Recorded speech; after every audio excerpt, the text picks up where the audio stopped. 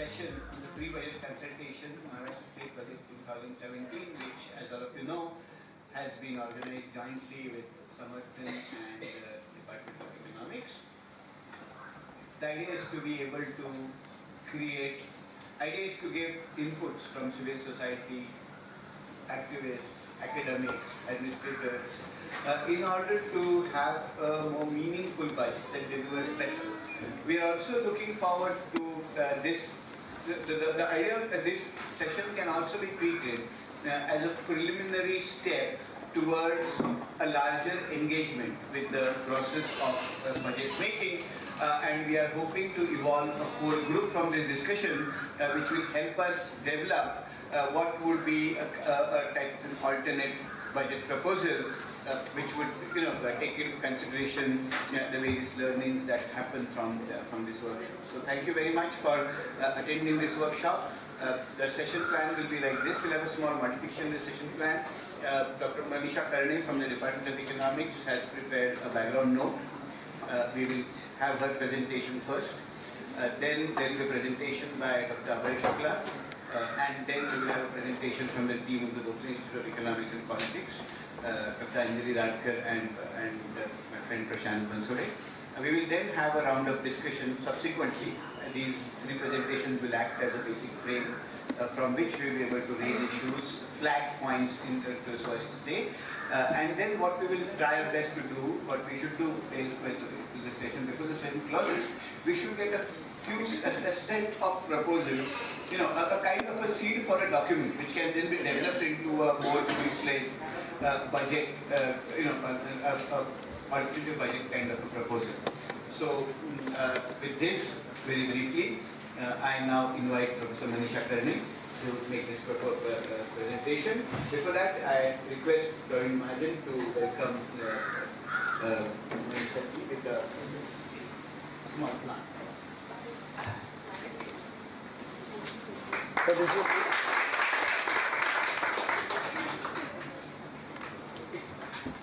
The objective of this presentation is actually, there are three objectives. First of all, I would like to take a review of Maharashtra's achievements or outcome indicators in terms of these three sectors, that is education, health and tribal development.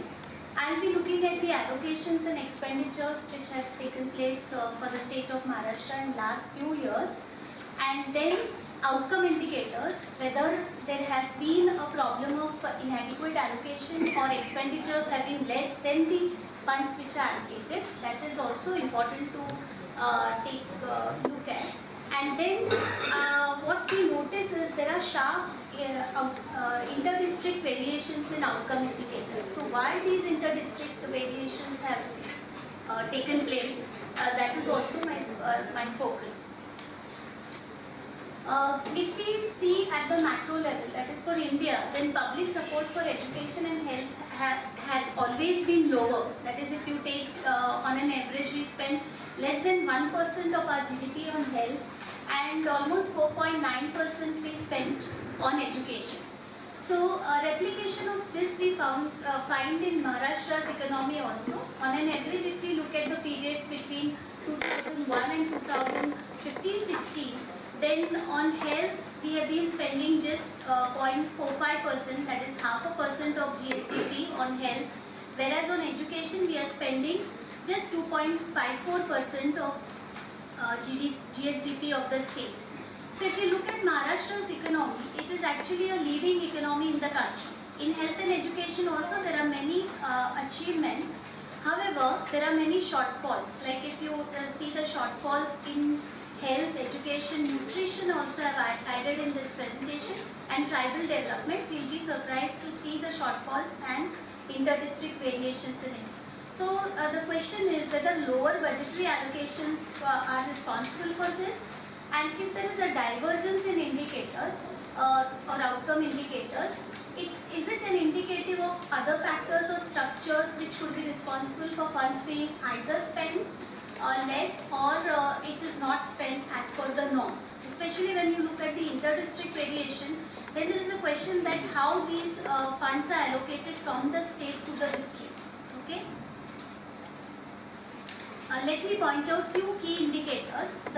structure of this presentation is for each of the sectors, I am trying to highlight certain key indicators. At the same time, there are shortfalls, okay, challenges that we need to identify, and then compare these outcome indicators to funds which are allocated or funds which are actually spent. Okay. So if you see the literacy rate of the state, then it is 82.3% as against the 73% of the national average. So there we are doing well. Urban-rural gap in literacy has also declined in the last 1 decade. Similarly, gender gap is also declining. The social gap is also declining, though there is still social gap that exists. Post 2005, one observes that there is improved access to schools due to Sarva Shiksha Abhiyan. That is the funds which are spent on improvement in infrastructure, teaching, learning material, etc. has really shown impact in the field of primary education. The rural-urban gap in enrollment is also reducing very rapidly. That means there is an outreach or quantitative expansion is really seen. Then pupil-teacher ratio is 29.1, which is better than the norm. There is increase in the number of schools at secondary level, especially in the urban areas, though it is mainly growth of the unaided schools in the urban areas.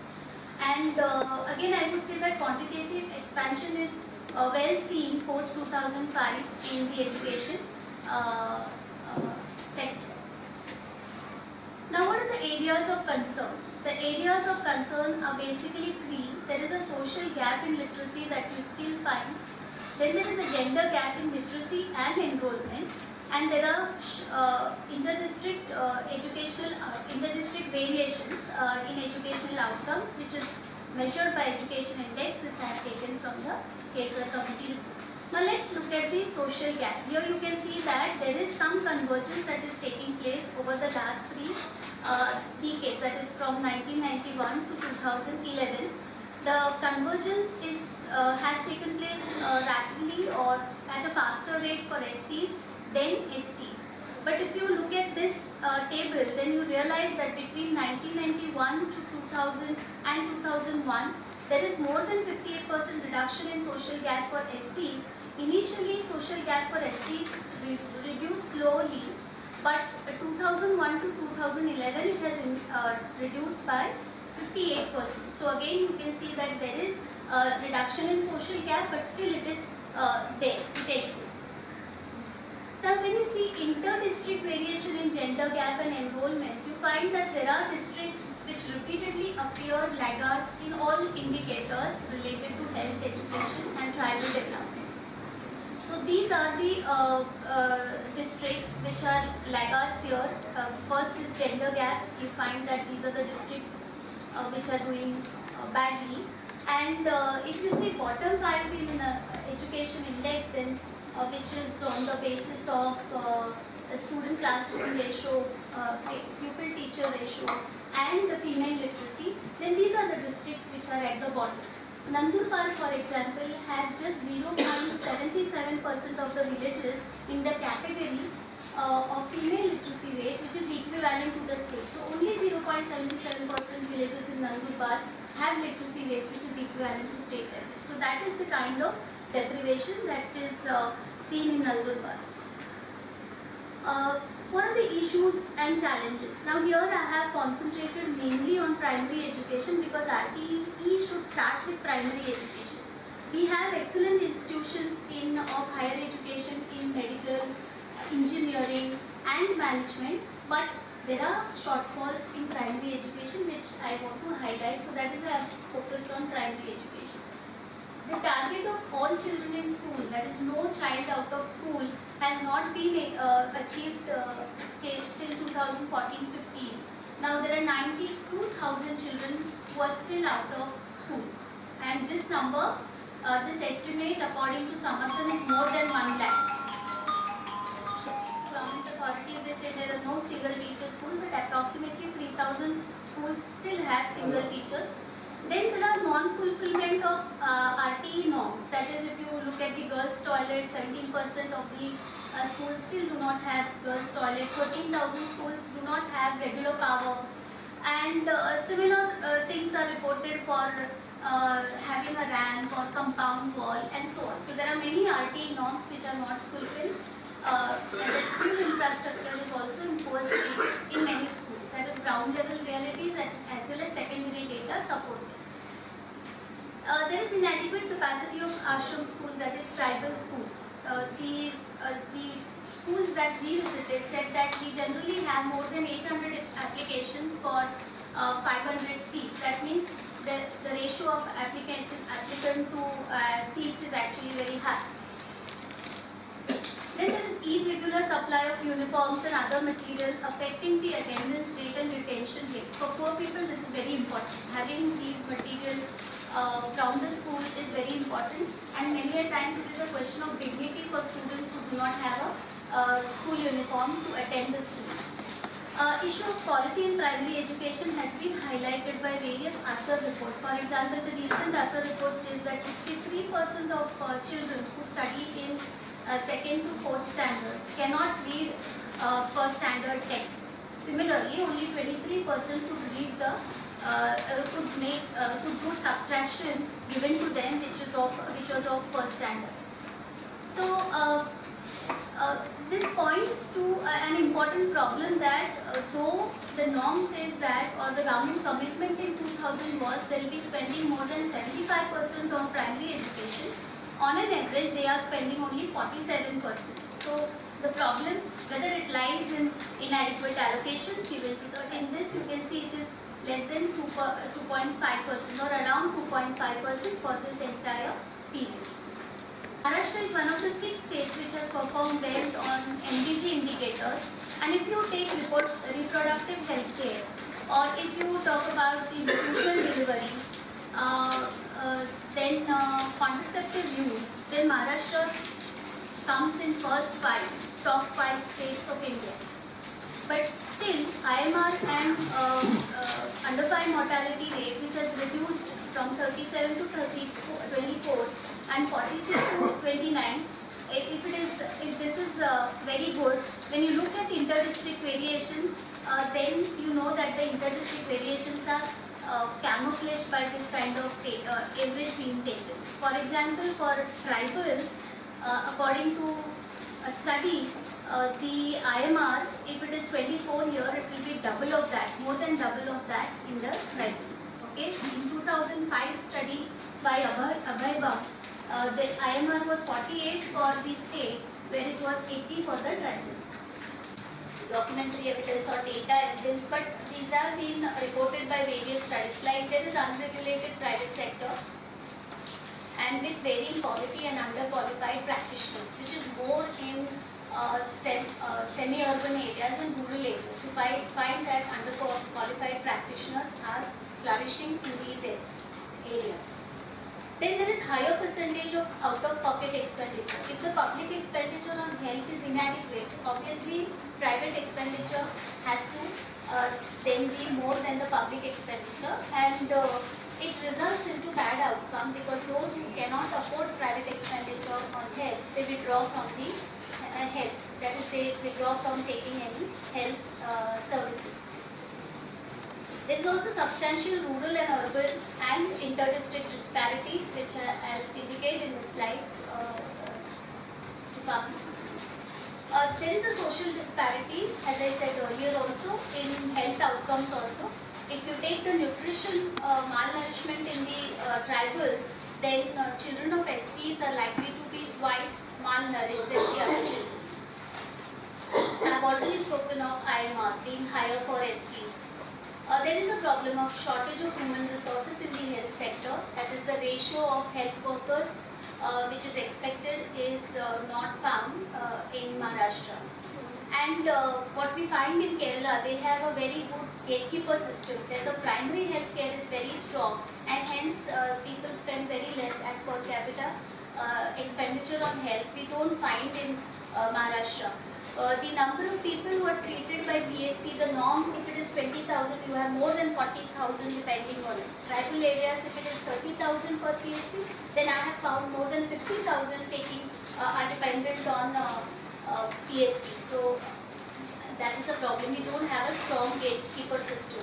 And lastly, there is urban bias in healthcare expenditure. If you look at the component of public health expenditure, then you find that more has been spent in the urban areas as compared to the rural areas.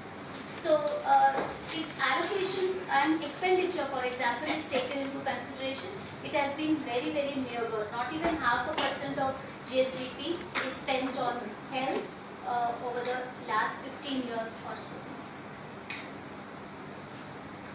This is the point which I made in urban bias in health expenditure. If you add up what is exclusively spent on urban areas, then it is more than 43%. What is exclusively spent for rural areas, it is just 26 to 27%. That means there is urban bias.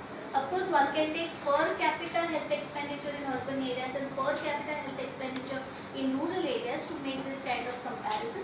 But I am sure with this also urban health expenditure will be, per capita health expenditure will be more than the rural districts. In health score given by the report, then these are Sindhudurg, Sangli and Raigad. And if you take their rank in PCI, per capita income, they are doing well. That is, economic performance and their performance in health and education is going hand in hand. Whereas if you look at the worst district, then you have Nandurbar, which was highlighted in education indicators also, backwardness also, Gadchiroli and Buldana. Okay, and their HDI score is also very poor. So the third column is indicating the HDI score. So those who are performing well on economic indicators have good health score, also have good HDI. They are also doing well on education, so obviously their HDI is going to be better than the other. District variations matter, and why such inter-district variations are there? There is something called SIS index, which was prepared by a commission on health and development in 2014. They had given two indices. One was SIS index, which is staff infrastructure and the supply of medicines. And the second is performance index, taking the outcome indicators like what is the birth attended, or percentage of birth attended, or institutional deliveries, etc. We have top 5 districts like Satara, Kolhapur, Bhandara, Ahmednagar and Latur, which are doing well on nutrition because their SUW and MUW, that is medium underweight and severely underweight children, is less than 5% in this district. Whereas for other districts, you will see that Nandurbar has the highest, and other districts also, Thane for example, highly urbanized district, but it still features there. And if you look at all these districts, these are basically tribal dominated districts. Okay, so again there is a problem with these. What I tried to do over here is percent. You can see the variation in the worst district, the disparity in the worst district. So one needs to really focus attention on the laggard district in various indicators. So basically, there are two issues over here. First of all, there is no separate budget for the program such as nutrition mission. Few studies have given emphasis on having a nutrition mission for selected districts in Maharashtra. But generally, the budget for it comes from the other programs like NRHM, NHM, or Human Development Mission, or Village and Health Nutrition Committee, and so on. So the first problem is we don't have a separate budget. Okay, though there is a problem of malnutrition which is talked about regularly, especially in the recent time in the context of Palghar, etc. But still we do not have a focused budget. And secondly, there is inadequacy of funds for this, and inter-district variation needs to be addressed. Moving on to tribal development, I have taken few indicators here because the other two speakers are going to focus on tribal issue. I have just focused on a few things. First of all, what are the drawbacks or what are the shortfalls in case of tribal population? Okay, there is a 20% shortfall in case of male literacy and 40% shortfall in female literacy. And overall, if you look at immunization, then the children who are immunized in tribal is only 39.3%, which is very less as compared to the general population. children among the general population who are immunized. Okay. The PCI and HDI scores, which I have shown in the later slides as a table, is also less as compared to the general population. And several studies have pointed out inadequacies of several government initiatives which have been taken for tribal people, like there is PESA which is questioned and so on. But what I found is the table, then you find there is a sharp difference in percentage terms in the outcome indicators for general population and the outcome indicators for tribal population. See, if you see the average annual expenditure per student for general population is 4511 rupees, but in case of tribal it is only 1297, so the difference is 71%. Similarly, if the per capita income in terms of rupees is 95,000 for general that is other district and 48,311, this is for Gadchiroli, per capita income for Gadchiroli. So that difference is almost 50%. And if you look at the Taluka Development Index for top 5 and bottom 5, okay, and bottom 5 are all tribal talukas of Maharashtra. So these tribal talukas have tribal development index which is just 0.252, which is 68% of the index value for the general the other districts, non-tribal districts. See, in case of allocation, that is, if you look at the population norm, then 9% of the SDP should be spent on tribal. Okay, now let's see whether that is being done. And out of the total funds which are allocated, 75% of these funds should be spent on district schemes, but generally that is rampantly violated. Okay, it is spent on other scheme and it is spent as a substitution to other heads rather than additionally something that is spent for tribal welfare. Now this is the backlog in terms of TSP expenditure. That is, if you look at 94 to 95 to 2015-16, if you take an average, that red line is actually the average, that is 9% that should be that should have been spent on tribal, but actually it's not being spent. So the blue line indicates actually what is being spent. It's not the average, it's the norm. Average is higher and it is going up only for the period of 2005-6 to 9-10. You find that there is less unspent balance on tribal welfare. Coming to the summary of this whole thing, my objective was to show that there is inadequacy of funds and there is unspent balance. So in this I have taken unspent balance for 2010-11 to 2014-15, and you can see that except few I should say 1 year, there has been continuous increase